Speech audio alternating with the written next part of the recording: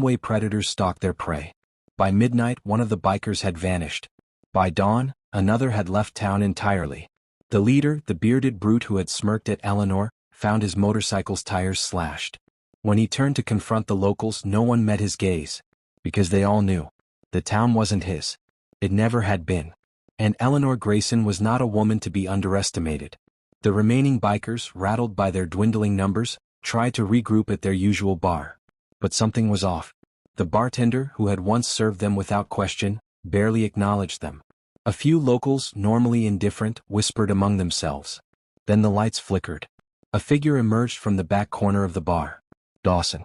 He pulled up a chair at their table, calm, unbothered. "You boys have two choices," he said evenly.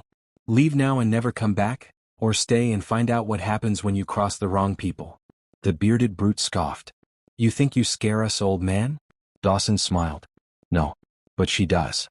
Eleanor stepped into the light, her cane tapping against the wooden floor.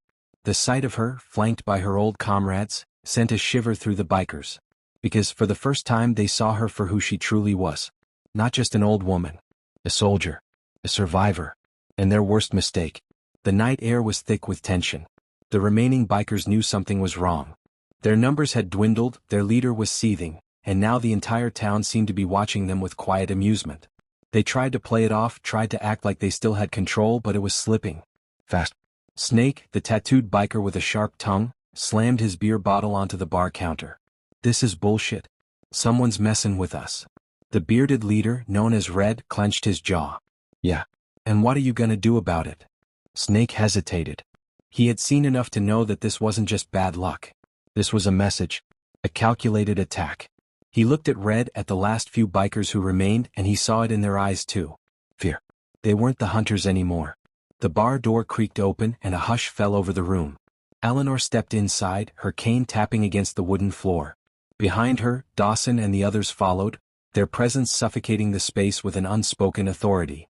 Red rose to his feet, his chair scraping against the floor. "You got something to say, lady?" Eleanor smiled. It wasn't warm. It wasn't kind. It was the smile of a woman who had seen things, done things, and had no patience for fools. "I do," she said calmly. "You don't belong here." Red laughed, but it was forced. "Oh yeah? And who's gonna make us leave?" "You." Eleanor's gaze never wavered. "I already have." The front door swung open again. This time it wasn't Dawson's men. It was Sheriff Collins. He was an old friend of Eleanor's, one of the few people in town who knew her history, who knew what she was capable of. "Red," the sheriff said, adjusting his belt. "You and your boys are done here. I suggest you pack up and ride out before you regret staying." Red scoffed. "This town's ours." Collins shook his head. "No. It never was."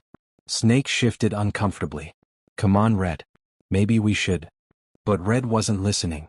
His pride was at stake, and he wasn't about to back down to an old woman and a bunch of retirees. He reached for the knife at his belt. And before he could even touch it, Dawson moved. Faster than anyone expected, Dawson grabbed Red's wrist and twisted, forcing the knife to clatter to the floor. In the same motion he shoved Red backward, sending him stumbling against the bar. Silence. Red's breath was ragged, his hands trembling as he looked at Dawson, then at Eleanor. What the hell are you?" he muttered. Eleanor leaned in just enough for him to hear her next words clearly. "I am the last person you should have messed with." The next morning the bikers were gone. No one knew where they went and no one asked. The town returned to its quiet normalcy, but something had changed. Eleanor sat on her porch, watching the sunrise. Dawson sat beside her, sipping his coffee. "Think they'll come back?" he asked. Eleanor shook her head. "No. They got the message." Dawson chuckled. "Good." For the first time in weeks, Eleanor felt peace. The war was over. And she had won.